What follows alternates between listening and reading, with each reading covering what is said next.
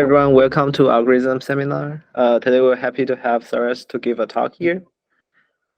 He received his bachelor's degree in electronics and communication and double master degree in electrical engineering and computer science from the National Institute of Technology, Tiruchirappalli, India, and the University of Southern California. He recently graduated from Antonio Ortega's group with his doctoral degree in electrical and computer engineering at USC. He is a recipient of the IEEE Best Student Paper Award at ICIP 2020 and was named a Rising Star in Signal Processing at ICA SSP 2023. His research interests include graph signal processing, non-parametric methods, and machine learning. Please welcome our speaker. Thanks, Jamie. So yeah, let me present my screen. And yeah, feel free to stop me anytime if you have a question. I just joined 10x and I've been busy with that, so the slides might be off at times. So yeah, with that, let me get started on the topic of my PhD work and in broader sense, the research interests that I'm working on. So the idea is, how can we think of nearest neighbor methods from this new view of these being sparse signal approximation? So you'll hear a lot of these three words: neighborhood, geometry, sparse signal approximation. And I hope by the end of this presentation, you get an idea of how you can think about neighborhood definitions as well as graph construction from a different point of view. All right. So in short, the question is, what is a neighborhood?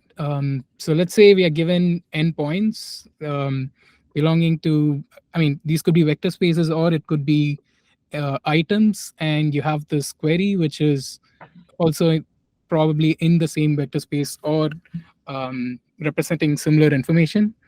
Now, from this set of points, we want to either define a neighborhood for this query, which would essentially give you a graph if you think of neighborhood definition as the first step in graph construction, or you can use it for doing local estimation where you want to say predict the label of this query based on its neighbors. So obviously the definition of this neighborhood is going to impact the characterization or analysis that you're going to do with the graph, as well as the performance of downstream machine learning methods which make use of this graph and neighborhood methods. And the need is, how can we define neighborhoods in a principled way that is adaptive to data, is stable and robust, and all those good properties. With that, the overview of this talk will be mostly focused on the first point, making sure that the neighborhoods can be looked at as non-negative sparse approximation. With that, I'll introduce an algorithm which is which is a better version of KNN as well as epsilon neighborhood methods. And then I'll present an extension of this idea in clustering, where I show some application with outlier detection. And if time permits, we'll look at how we can apply these graph-based tools for understanding deep learning models to know what is happening inside the network and those kind of questions. All right. With that, let's start with how to define a neighborhood. And some background, which I'll be presenting next, is kernels and locally linear neighborhoods. So when I mean kernels, what I mean is in the idea of a neighborhood, we have this thought of 2 points being similar, and kernels are essentially a function which captures the similarity between 2 points or 2 items.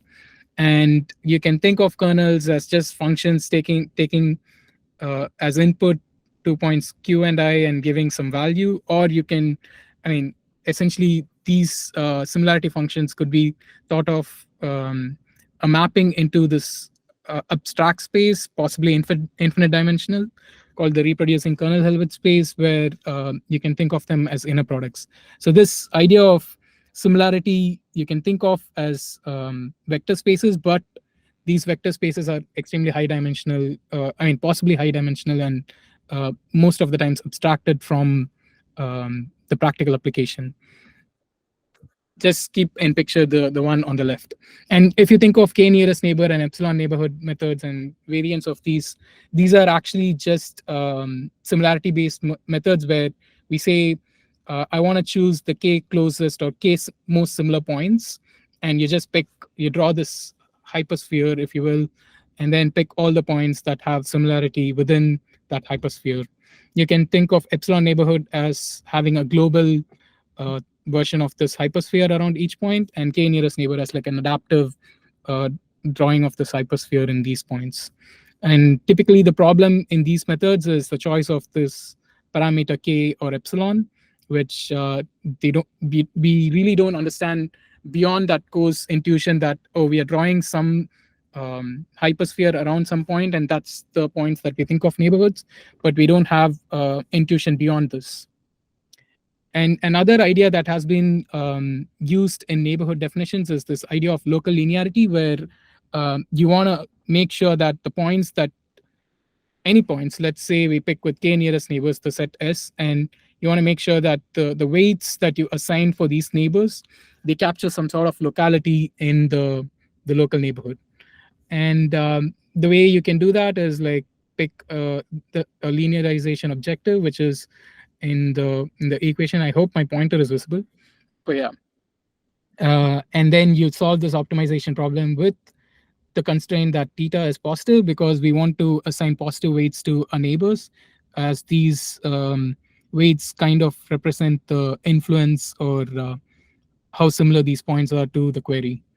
And an issue with this type of approach is typically they are sensitive to noise, and they have, again, a coarse geometric understanding where you want these weights to reflect local linearity, but you start with a set which is, again, ad hoc and everything.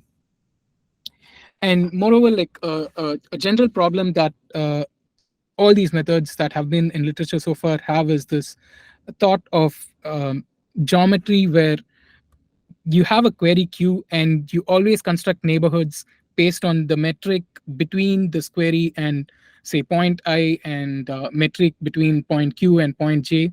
But we never really take into account this relative position between the neighbors themselves, which is the metric on those neighbors I and J. If yeah, so that sort of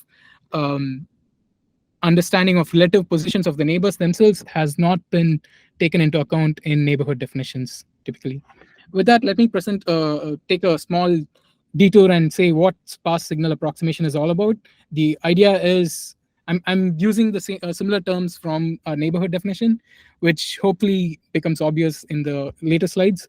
But yeah, the idea is you have a query, you have a dictionary of atoms. Atoms are just elements in this dictionary, and you want to represent this query as a sparse combination of elements in the dictionary. So that's in a high level what sparse signal approximation is all about. And you want the want is since we have very few elements or very few degrees of freedom to represent a query, we want the atoms that we select in the dictionary to be representing new information, or in signal processing terms, orthogonal information. Like each atom is from an orthogonal space, which gives you new information. And my claim is neighborhood is sparse signal approximation, which should have been obvious based on the way I presented it in the previous slide. But the additional constraint is that it's a non-negative sparse signal approximation. Let's take, for instance, the setup where you're given a kernel similarity. Let's say these are normalized kernels between 0 and 1, but the statements and ideas, they are applicable for any kernel. So essentially, given some similarity, some measure of similarity, we are going to form a dictionary in this abstract space, RKHS space, where I'm going to say the query is represented as phi q, and my dictionary is the set of data that I have available, and all the data points that are in this transform space correspond to the atoms of this dictionary. And the goal of neighborhood definition is to have a sparse signal approximation in this space, where you want to represent phi q as a non-negative sparse combination of atoms in this data or dictionary matrix. And with that view, if we look at k nearest neighbor and epsilon neighborhood, it corresponds to like the most naive approach of sparse signal approximation, which is thresholding. So let's imagine this. Like, so we have a query and we have a set of atoms or elements in this dictionary, and a naive approach will be like take the inner product with each of the atoms and pick the k most or the k maximum correlated atoms in the dictionary. That's a good representation. It's probably redundant. It has a lot of redundant information, but it does the job of representing the query with k sparse coefficients, and which is exactly what a k nearest neighbor method will do. You select k atoms with maximum correlation with a query, and you say this is the sparse approximation. And as I was mentioning before, this is optimal only if this set of elements that of the sub dictionary that is formed with the elements that are selected are orthogonal, meaning the atoms that you picked all come from different directions or different directions in space. And obviously, this is not the case in general, because this is just the inner product between, or the similarity between 2 points j and k. And in practice, it's never zero. And is thresholding, so then the question is thresholding the best we can achieve? And the answer is obviously no. We have other results that show how we can do better sparse approximation. One such idea is the basis pursuit, where what we do is the key idea with basis pursuit is you start with a residue. Residue is like the thing that you want to represent. And initially, you start with the residue being the query, and you select the atom with maximum correlation with the residue. So and then you can update the weights however you want, and you update the residue as the query minus the representation at current step, and you iterate. So the overall idea is at each selection of your atom is such that it reduces the error in representation at each iteration. So you have a greedy selection of atoms, which is the max correlation with residue, and then you update the residue, and then you keep going on until some stopping criteria is achieved. Or like you want to say, let's say I want only k sparse, so you work for k iterations and stop there. And as I was mentioning in between, there are like variants here in basis pursuit. Yeah, so matching pursuit, you just use the correlation with the residue as the weight.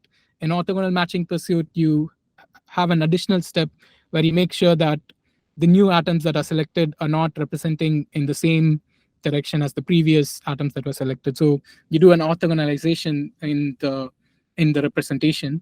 And stage wise is essentially doing a block greedy selection instead of greedy selection one by one.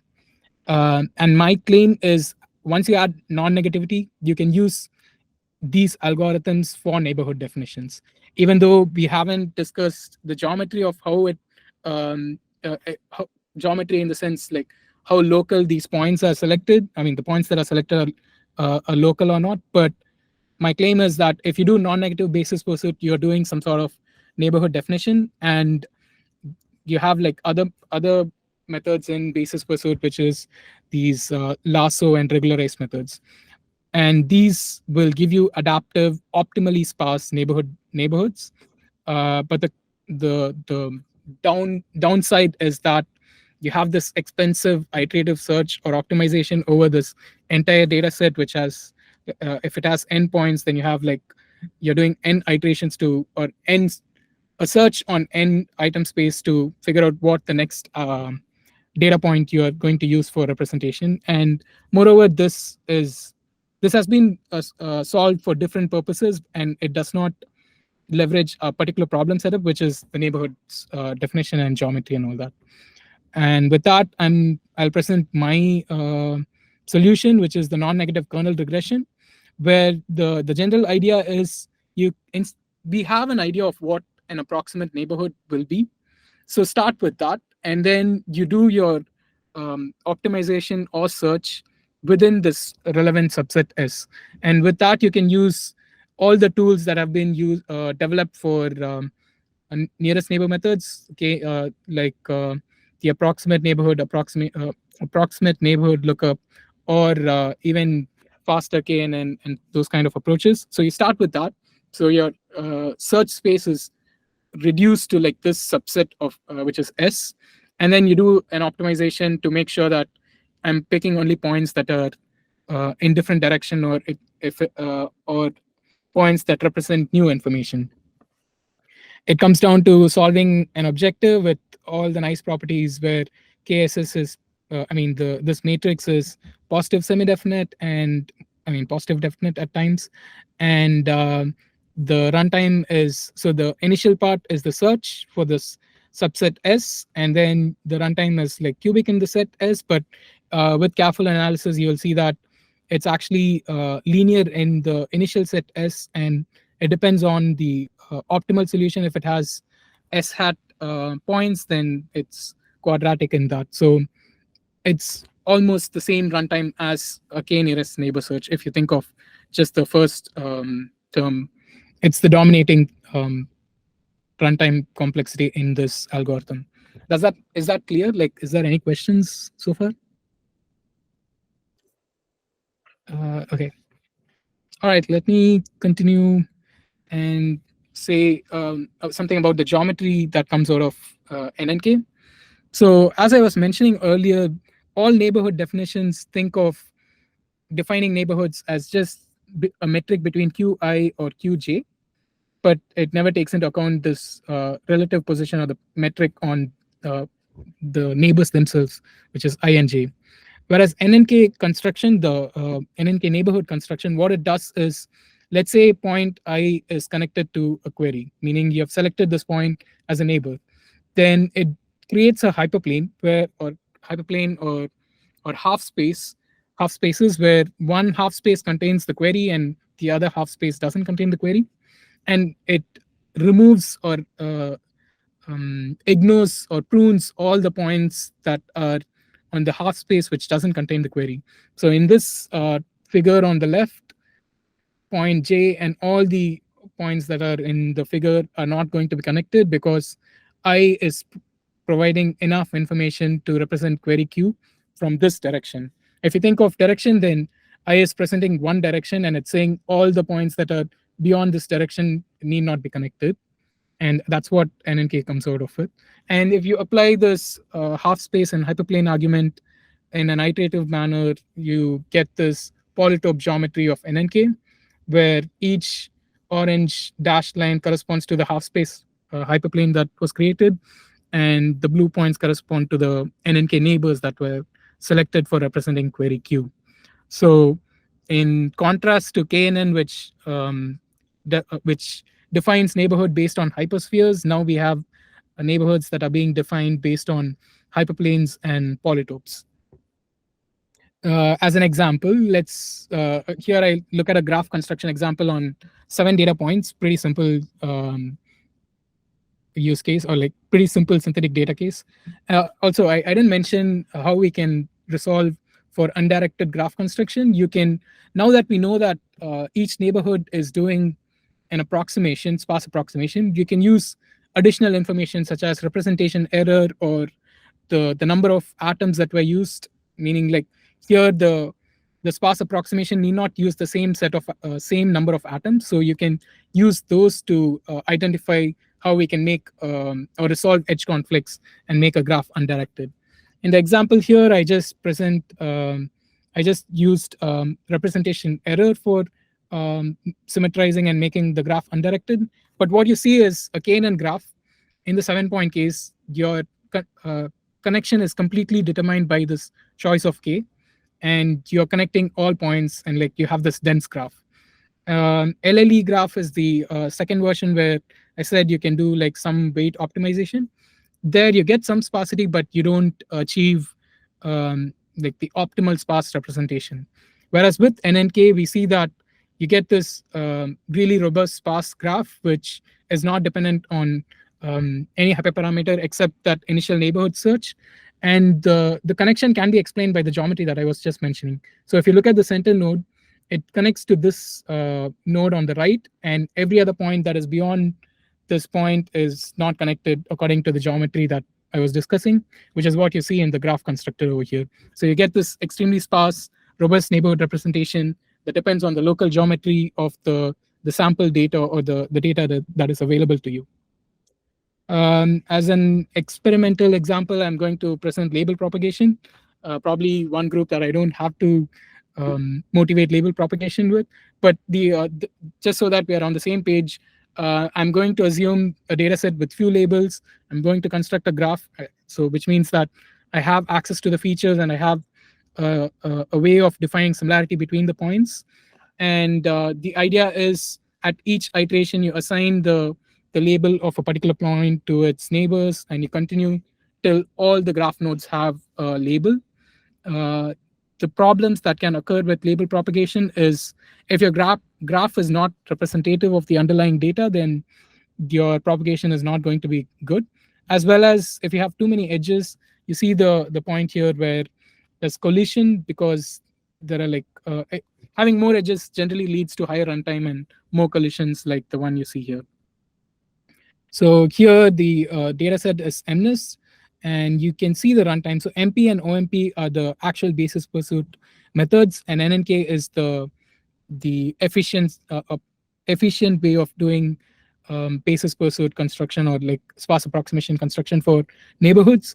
And in terms of runtime, NNK is almost similar to KNN, and it performs much better than all the other alternatives. I have to note that basis pursuit variants MP and OMP also perform really well, but at the cost of increased runtime. And the other thing to note here is the number of edges in this data set is extremely sparse compared to like the other graph construction methods that I'm comparing over here. AEW is an adaptive edge weighting method, and Califolias is it's a method where you have this prior of data smoothness, and you construct graph that reflects data smoothness. And on the right, I show the robustness in terms of the initial neighborhood search for NNK as well as like K, which is the KNN parameter and all these other methods. And you see that NNK and all these basis pursuit variants have like robustness, and they, along with having better performance and runtime. All right, and another example experiment is classification, where what I'm going to do is I'm going to pick ImageNet dataset. ImageNet dataset, I mean, has like 1 million examples for training data points and 50,000 validation data points. So what I'm doing here is classifying the validation data points using the training dataset. So I'm going to pick neighbors from the training dataset and interpolate the labels of the training data points to predict the label of a test data point or a validation data point. And what you see in the plot here is on the x-axis, we have K, which is the neighborhood selection in KNN, and in NNK, it's the initial neighborhood that we start with. And on the y-axis, we have the accuracy of the prediction. The thing to note is as K increases, the KNN's performance decrease. I have to note that the x-axis is not linear, so just keep that in mind. The accuracy drops with a larger K. This is kind of obvious because as we increase K, we are trying to interpolate or accumulate labels from a larger neighborhood, like farther away points. Whereas with NNK, it kind of as you increase K, the performance increase and saturates because the polytope gets closed. So meaning if your initial neighborhood already contains all the points that correspond to that polytope, then you're good, you're done. Any other point that you add after that is not going to change your interpolation or prediction. So that's what you see over here. NNK increases in performance with K, and then it saturates and achieves the same performance after that. Here in this particular data set where I used an SSL backbone or self-supervised learning model called Dino from 2021, it achieves about 80% accuracy. It should be noted that a softmax linear classifier, which is fine-tuned on the training data set, achieves around 79.7%. So it's kind of reflecting the classification performance of a fine-tuned softmax classifier in this case.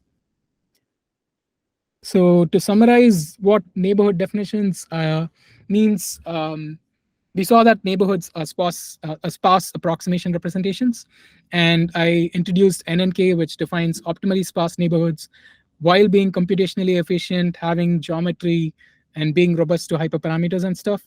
It kind of unifies key ideas, which is the kernels and locality and neighborhood definition.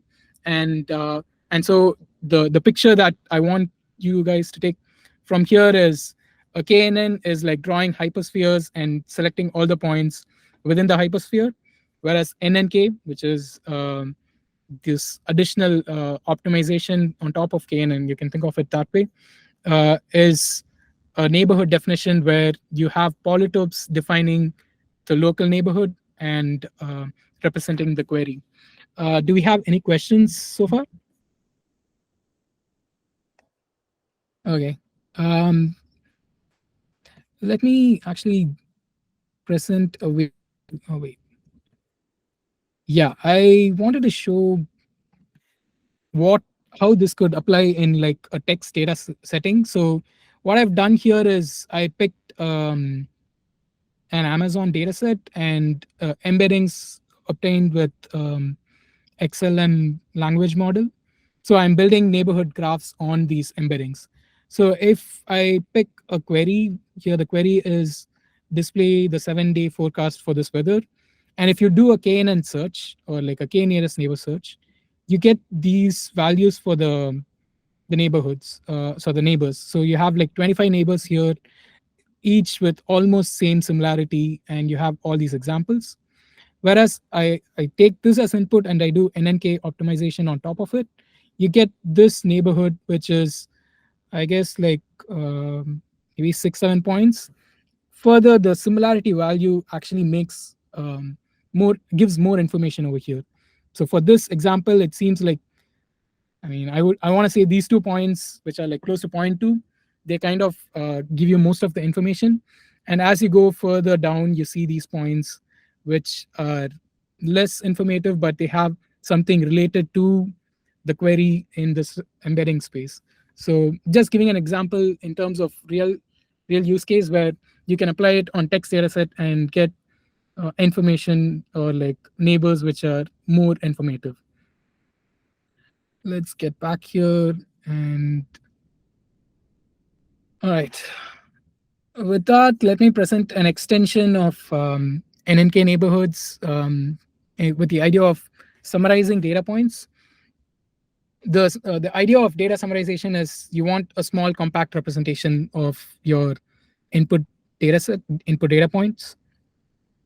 So in the example here, I assume like some simple manifold where you have data points. And what you see on the right is I haven't presented the algorithm, but the stars are the compact representation, the summaries, and the the new manifold now is the approximated manifold based on this, based on the summary. You can the background over here. I'll be presenting kMeans clustering, which can be thought of as one way of summarizing data points, and dictionary learning, which I'll make the case that dictionary learning can be used for summarization. All right. So far, we have been looking at doing neighborhood definition using the entire data set. And what I'm trying to get here is how can we get from this entire data set matrix phi to a smaller summary, or this matrix D called dictionary. So a smaller dictionary. So essentially, we are trying to create data points that can be used to define neighborhoods in such a way that the representation is not lost or the error is not lost. As I was mentioning, we want this whole process to be scalable, compact, and you want these atoms to have geometric relationship to the input data, as well as have properties that are similar to the input data. So if we put it in a mathematical formulation, it's essentially we are trying to do. I mean, I'm going to represent all the data points using the summary. So that's your phi, and I want to minimize the error in representing the data using a sparse coding and a dictionary D, which is a linear combination of your input data points. Yeah, this is the typical setup for a dictionary learning method where your dictionary D is this phi times A, and you solve for this by doing alternating minimization between sparse coding as well as dictionary update or cluster update. Yeah, as I was saying, kMeans is a summarization where we are doing clustering. I mean, it's another word for summarization. And the sparse coding is essentially finding the nearest cluster center for each data point. Think of it as the columns in the W matrix that I presented before.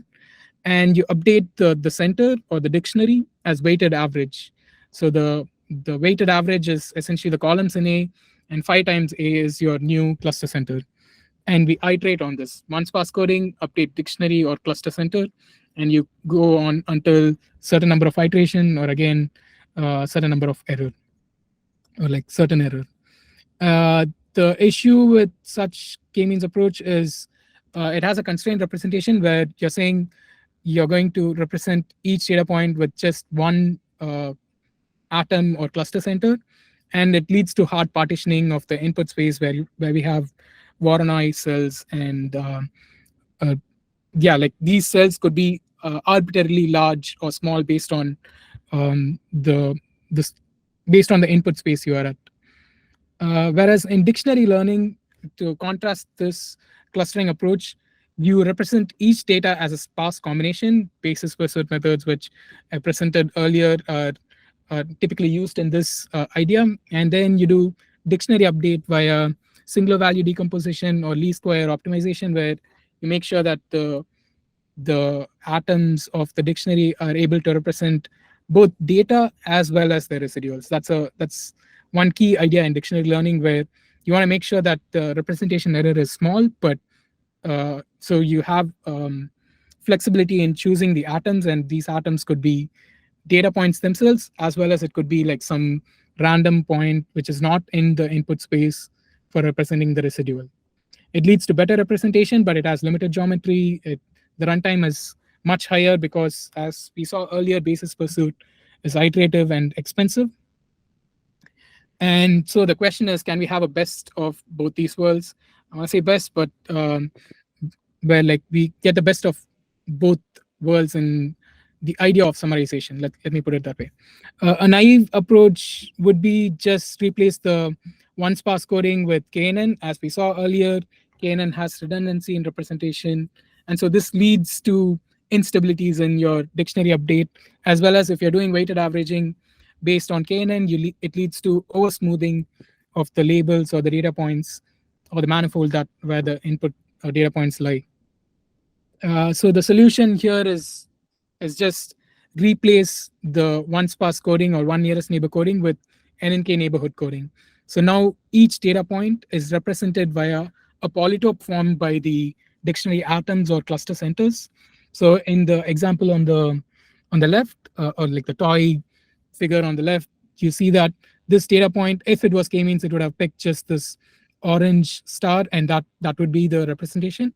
Whereas with NNK, we are doing this adaptive representation, so it ends up with this polytope, which is triangle in this case, and that triangle is going to represent all the points that are within that with this data point and within that triangle. So to capture the high-level idea, we saw k-means has fixed sparsity. It is non-negative. The weights that are assigned to your atom selection or representation is non-negative, and it has geometry. Whereas, kernel k-means is a generalization which has this similar idea. Whereas dictionary learning methods have this flexible sparsity, but they lose non-negativity as well as geometry. Even with adding non-negativity, I'll show on the next slide. Even adding non-negativity just doesn't fix the geometry part, but NNK kind of gives you an adaptive, non-negative, geometric, as well as a fast k-means like runtime on the learning of summarization as well as clustering. So visually, how does this look different? So again, this data set is a small data set, MNIST. I'm doing 100 cluster centers or 100 size dictionaries. And what you see is like the 100 atoms or cluster centers that are learned. And with k-means, as you see, the data points are crisp and like you see centers, but obviously the representation error is much higher because each atom can be can be related only to one cluster center. When we do unconstrained dictionary learning, then you see this So your first point is the data, it's similar to data, and everything else is representing the residue. So you have these high frequency kind of components where each atom represents residues and all that.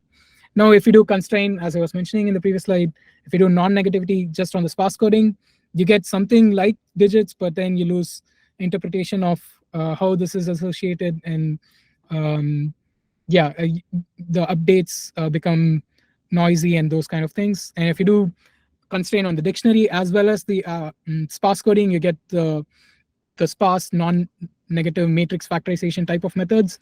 And with NNK-Means, you see that you have a, a representation of the digits, which is similar to k-means, but also very close to the input space and able to represent a lot more points. And NNK-Means is much scalable compared to the dictionary learning methods.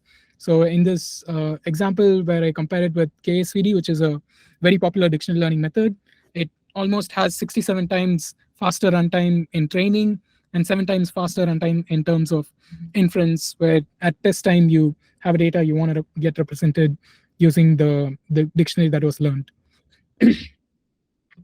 So I'll present a case study on this where I'm going to use the NNK-Means to identify unseen data or outliers. And the data set I'm going to use is massive. The small the short kind of demo where I skipped to the collab that use the same data set. It's a data set of sentences where each sentence is given a scenario, or like classified into a scenario, like social, transport, news, cooking, takeaway, food takeaway, and those kind of things. But for the setup that I'm going to be working with, I'm going to assume certain scenarios are known, which are the ones in the blue, and there are unknown scenarios which I'll check in test time to see how well I'm able to detect outliers or unseen scenarios. Okay, so let's say we do an embedding from one of the language models, and so we are going to be working with NNK-Means on this embedding space. And what you see on the plot is the labels of the atoms used to represent data. One thing, uh, if it was not clear in my presentation of NNK-Means, is that each atom now is a point in the input space and can be associated to the properties of the data, like label or some function, because it's just an weighted average. Similar to k-means, you can have each atom have a label. So in this plot, I'm showing what each for the atoms that are being used by, let's say, scenario 0, what type of atoms are being used. And we see some sort of homogeneity. That's the takeaway from this slide, where each scenario uses a very specific combination of atoms, or like cluster centers, and we see that in the labels that we can associate to each of the cluster atoms. And the idea is we can leverage this to detect outliers, which is what I'm showing in the picture here. So in train, we have the scenarios, like 3 scenarios.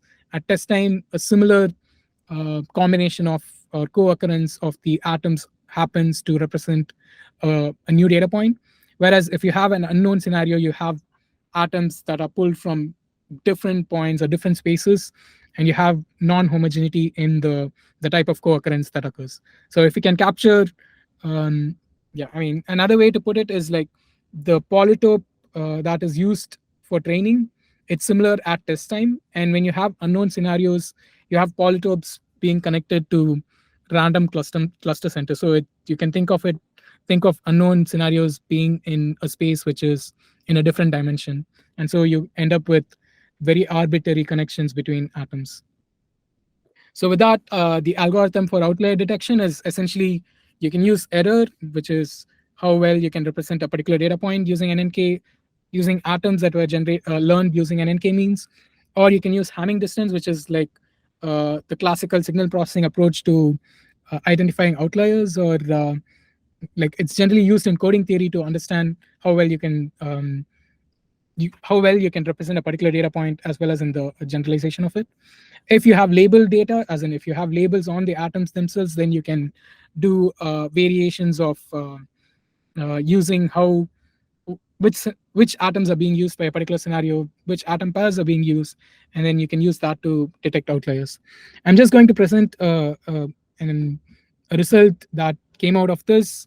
So we had the known and unknown split, and what we see here is Hamming and prediction error has like much higher area under the curve compared to the other alternatives. I mean, these two methods are actually unsupervised. You don't need the labels to identify if it's an outlier, if a particular data point is unknown or known or an outlier. But the ones below are supervised, meaning you need labels for the atoms and everything. The reason why unsupervised is performing better than the supervised in this experiment is because the NNK-Means algorithm itself did not use the labels. And if we are allowed to use labels at the training of the atoms, then you can expect these methods to do better. But the takeaway here is you can achieve good precision recall using unsupervised methods, which have been like Hamming has been used in coding theory for so long that you can use leverage ideas from there to do outlier detection, even in the most modern setting where you have language models and trying to represent text and everything. With that, I'll summarize what I have here in NNK-Means. So NNK-Means, the we saw that data summarization is clustering, and I said data summarization can be achieved using dictionary learning, and we can achieve this summarization with NNK neighborhood coding, which leads to robustness and geometric atoms, and you have like better representation and outlier. And we also saw that it leads to better performance in outlier and novelty detection. It has a NNK means has runtime very similar to k-means. So at a very very high level, it's just replacing one nearest neighbor coding in k-means with an NNK-Means neighborhood coding. That's about it. And it leads to smoother partition. What I mean by smoother partition in this toy example here, you see that k-means and kernel k-means leads to Voronoi type separation. So you have 4 classes in this dataset, and I'm learning cluster centers for each class. And you see k-means and kernel k-means leads to partitions which are very hard. KSVD, it cannot even accommodate for such a geometry in the input data, so it leads to a shattered dictionary space, even though if you're learning dictionaries per class. And kernel KSVD is able to achieve some sort of geometry, but it's still not that good in getting everything right. Whereas NNK, with its adaptive sparse coding, it's able to have the smoothness of a kernel KSVD, but the performance of k-means as well and runtime of k-means as well. So the publication that is related is over there. How am I doing on time, Jamie? 10 minutes. Okay, let me just present the idea with understanding deep learning, and then maybe I'll just take questions if there are any. Um, Very informally, the way I look at deep learning architectures as well as these models that come out is it's set of modular components that we combine to achieve or combine or train for a particular task, and advances in models is essentially coming up with really smart ways of designing these new components, and it's very successful in practice. I don't have to motivate that. But there are some universal ideas that are there in deep learning where the idea of hierarchy seems to be, I mean, it seems to have existed over time. So I would think that is something that is very crucial in deep learning, and invariances as well as self-supervised learning has caught up, and the general idea with self-supervised or the unsupervised way of learning is invariances. So these are two components that have been very critical in the deep learning results. And what I'm going to say is a data-driven analysis or understanding of deep learning models, where you can think of data points going through each layer, and at each layer there is a transformation of the input data point, and with each transformation you have endpoints. At input they have some representation and some dimension. After layer 1 you have the same endpoints with different representation or different in a different dimensional space, and you can go on. So now with each endpoint after each layer, you can construct a graph corresponding to the representation that was obtained for that point in that new dimension, and you can do analysis of the or understanding of these models based on the input output relationships. Essentially, that's the point here. You have endpoints, each with different dimension. You can construct a graph at input, construct a graph at layer one. And so you would assume, or you would see that these data points are moved in such a way that at the last layer, if classification was the task, then it's perfectly separable and everything. This can be actually validated using graph metrics, smoothness and such. And that's what you see on the figure on the right, where the deepest layer has labels which are extremely smooth, and so you have like a very low variation in signal, the signal being the label. So you graph abstract changes in dimension, architecture, modality, and everything, and you can have comparison across models and layers. Yeah, this is just an example. I mean, I presented a text example. You can look at image examples as well, where you can do explainability of decisions based on NNK neighborhoods on the penultimate layer. So as I mentioned, NNK achieves better, if not the same performance as a model, like the classification model that you have. And so having, picking the examples that NNK decides as neighbors is actually very relevant to the decision that a particular model makes as well. In this, I show it's a CIFAR 10 model. I think it achieved 98% accuracy on test data set, so it's a pretty good model. And you see that and I chose like 50 neighbors as your initial set, and NNK optimization gives you in this example like 4 or 5 neighbors, and you see that all the neighbors it picked were all from similar class with certain perturbations, which tells you how the bias that got input into the CIFAR 10 dataset.